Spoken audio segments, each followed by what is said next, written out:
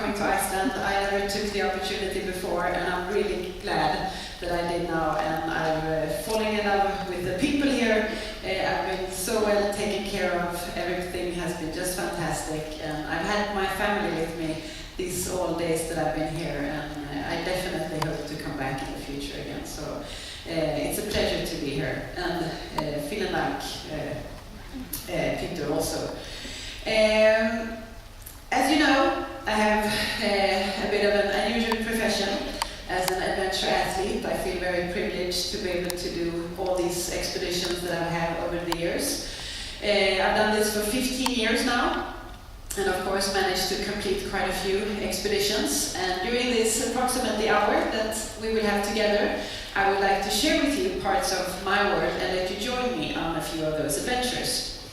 When I meet people, many times I get the question, why? How did you start? And for me, doing sports and being outdoors has always been my greatest passion.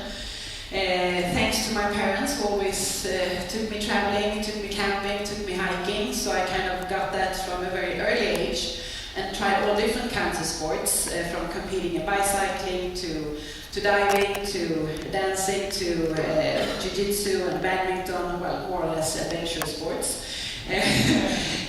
But it took me quite a few years before I stumbled across climbing. I was 21 years old when I did my first climbing course in the southern parts of Sweden, in Skåne, in Kullaberg, where I grew up. And I just fell in love with the sports because it had all those components that I like, all those ingredients. I got to be outdoors, I got to experience the nature, I got to test the physical challenges, the mental challenges, and a fantastic camaraderie. Because you really have to trust and rely in the friends that you climb with. I mean, when it comes to the tougher climbing, they actually hold the lifeline. And it's really important to have a good relationship. And that's also one ingredient that I really like with climbing. So I fell in love with the sport, and I decided that this is what I want to do. But I have to be more honest than that. What actually kind of convinced me that I wanted to embark on this climbing career was that I fell in love with my climbing instructor. So made a big part of that, and that was of course Göran Kropp.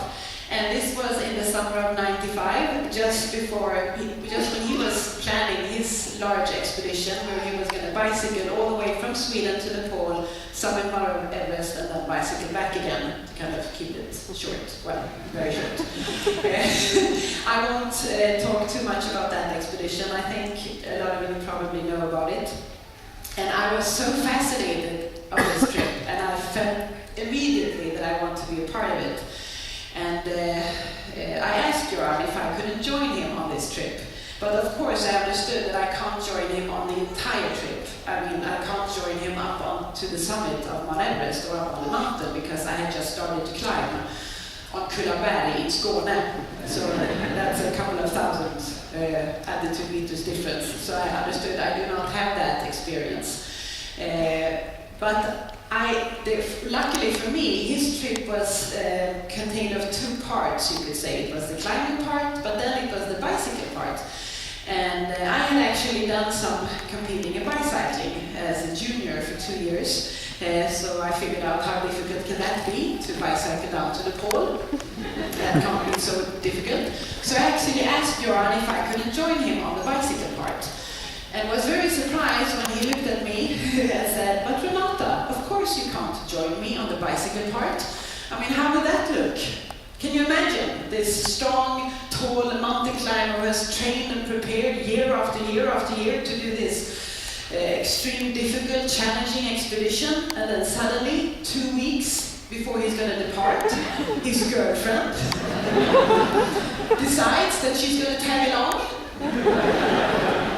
on her own bike, and the girlfriend is thinking, what a nice little field trip, you know, what a nice little outing. Have the picnic basket with you, and have some nice food with you, and spending time in the tent together. We're going to have so much fun together. This is going to be such a great vacation. So Göran wasn't too happy about me asking. Well, actually, he he was very happy that I wanted to join him, but he was a bit worried about what people would say, because what happened if I would actually manage to do the same thing? Would it be so difficult then?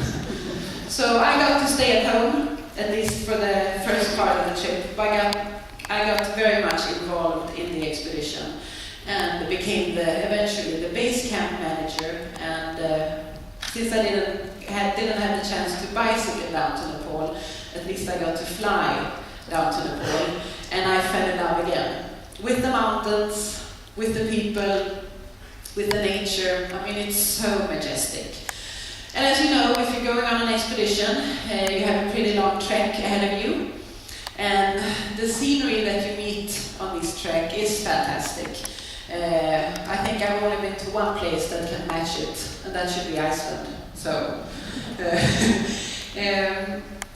I ended up spending 7 weeks in base camp, and those 7 weeks, even if they're in a way tough, because it's a very, there aren't any showers, there aren't any toilets. I mean, all the things you need, you have carried to the base camp. So it's a very simple way of living here. But that didn't bother me, that all these facilities were not available, because it is a magic place in many ways. I mean, people have gathered here who have dreams of one day standing there on the summit and seeing the world from a completely different perspective. And here you actually see Mount Everest. Here up in the clouds is the summit, and down here is the base camp. And I was very inspired by all the climbers that I met during those 7 weeks. Göran, of course, has been a huge inspiration in my life. But I was also, maybe during these weeks, even more inspired by all the women climbers that I met. Well, maybe to say all the women climbers is exaggerating. There were 2 of them. It was the first Danish woman on the summit and the first Spanish woman on the summit. And when I started climbing, when I started reading about climbing, I kind of had the picture that the people who do this, I mean, that they're huge, strong, muscular, the guys are big and tall and they have a lot of muscles, and the women also, you know, I had this picture that they looked like those former Eastern European push-uppers, you know, with kind of bare and hairy chest that marched up on the mountains, because that's what you need, a lot of muscles and hair to do this. But when I wasn't so old, so that should excuse my vision or how I perceive things. But when I met these climbers, the women, I mean, they were just like anybody else. On the surface, you couldn't tell that they were climbers.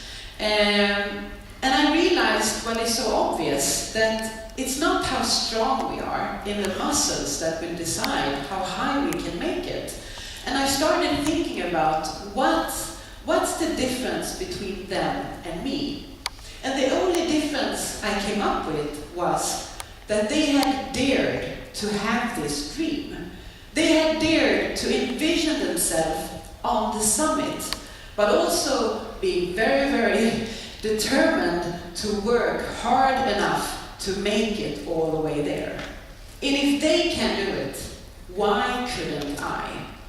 So during those 7 weeks in base camp, my dream that I also one day wanted to stand there on the summit was born. And here you actually see the summit of Mount Everest from a different view. This is a bit higher. If you wonder if there's another mountain just next to it that's higher, then no, of course it's not. This is taken from an airplane, which is a bit unusual because it's forbidden to fly around the summit, but that can be resolved.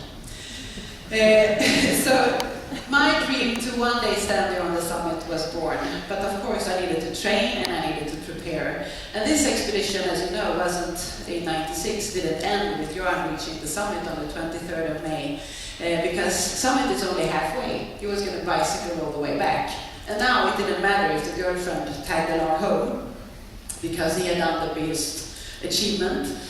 So I was allowed to go with him on the bicycle trip back, which was fantastic because